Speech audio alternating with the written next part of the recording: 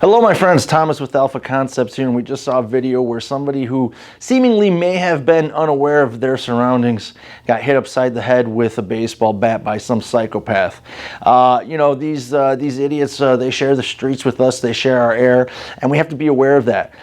We have to have situational awareness. We have to be able to read people's body language. We have to take note of things that don't seem right. We have to as we're walking down the streets, look behind us. In the video, the guy's walking down the street, someone passes him, pulls a baseball bat out of his pants and whacks him upside the back of the head. Now, I'm just going to make an assumption, and I could be absolutely wrong, but I'm going to guess that the victim in this video had earbuds or something like that in, and actually did not hear the person approaching up on them. Because you can hear someone's footsteps when they rush towards you. You can hear that very often, especially at that distance, unless it's really, really loud and noisy. But, your sixth sense kicks in. Your sixth sense helps you a lot in those situations. Situational awareness will save your life.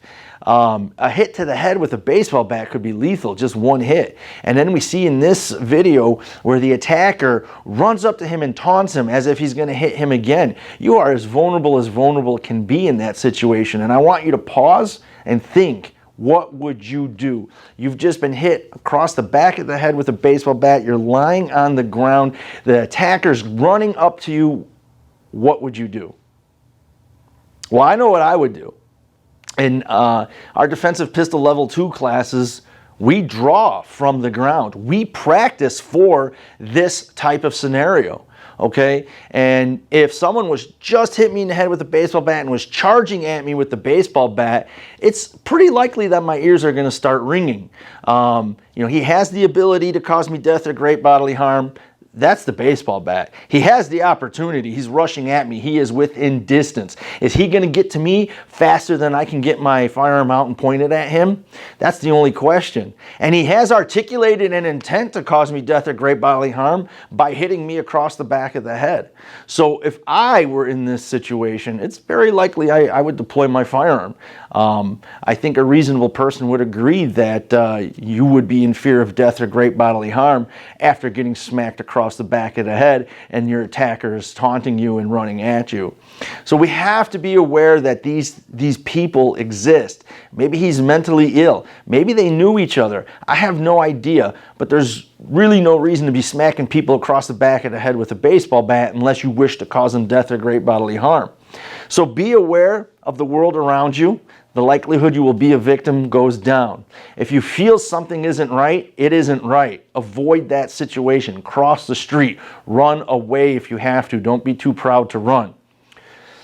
Try to de-escalate if you can. In an attack situation like this, we see how quickly that occurs, how quickly that happens. In less than a second, you think you're safe and immediately you're not. You might not have the opportunity to de-escalate a situation like this, but if you think you can, if you think you have the luxury of time, that's something you might want to try. A blast to the face with pepper spray might be something that could have solved this situation if you were aware and saw it coming. So less lethal is sometimes an option.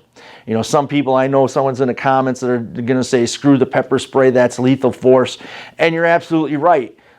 Law says you can meet lethal force with lethal force. You can use force which is intended or likely to cause death or great bodily harm against force which is intended or likely to cause death or great bodily harm.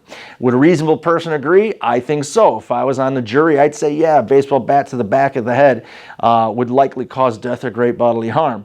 So you could use lethal force, again, not legal advice. But we also have to remember that there's 5 aftermaths to a self-defense situation, okay? And we worry a lot about the criminal. Will I be arrested? Maybe, maybe not. Will I be sued? Maybe, maybe not. But we have to also understand that there will be a mental aftermath for taking a life. And if you shoot someone, there's a chance you're going to take their life, and that's going to change you. You will not be the same. There are books written on the subject. There are numerous studies and reports written on the subject of the aftermath, the mental aftermath, crying and losing sleep and things like that. That truly does occur. So is it worth it? Well, sometimes yes, sometimes no. If all you have is a lethal tool, then that's all you have. If you have a less lethal, then maybe you can, maybe you can't, maybe you have to use lethal. You have to decide in that situation. You'll have a social aftermath. People are going to treat you different if you just shot someone. You're that crazy guy who just shot someone. And I'd rather be alive and have a social stigma against me, but at the same point in time, I'd rather not have that social aftermath at all. If we take, for example, Kyle Rittenhouse, I don't care what you think about him. Did he do it? Did he not do it? Is he a terrorist? Is he a saint? I don't care. He was found not guilty in a court of law, and now the kid can't even go to college. Every time he announces that he's going to go to college, the school makes a very public statement that he's not welcome. And I could be wrong, but I believe he's doing some kind of remote or distance learning now because he really doesn't have any other choice. So that's a social aftermath. And then we have to worry also about the financial aftermath of taking a life. If we have a mental aftermath, which we likely will have, crying and losing sleep, that's going to affect us. We might be taking time off work. We might be seeing a therapist. All of that costs money. Maybe a little bit of self-medication, maybe a little bit of prescribed medication. If we do have a criminal or a civil aftermath, obviously, if you don't have self-defense insurance, that is going to be a huge financial aftermath. So in the heat of the moment, you've got to ask yourself, is it worth it? And again, the answer is sometimes yes, sometimes no. But in the heat of the moment, you're not going to be able to go through the pros and the cons of all these different scenarios. And that's why we share these videos, is to provoke thought so that you can think, what would I do if I was in this situation? So that if you are, God forbid, ever in a situation like this, you're already mentally prepared. You already have some type of a game plan. And that puts you a few steps ahead. When we talk about the fight, flight, or freeze response, it's much, much less likely that you're going to freeze. Fight's okay, flight's okay, but freezing is almost never okay. So watch these videos, learn from these videos, and let's figure out what we can do better. Let's figure out what they did okay, learn from them.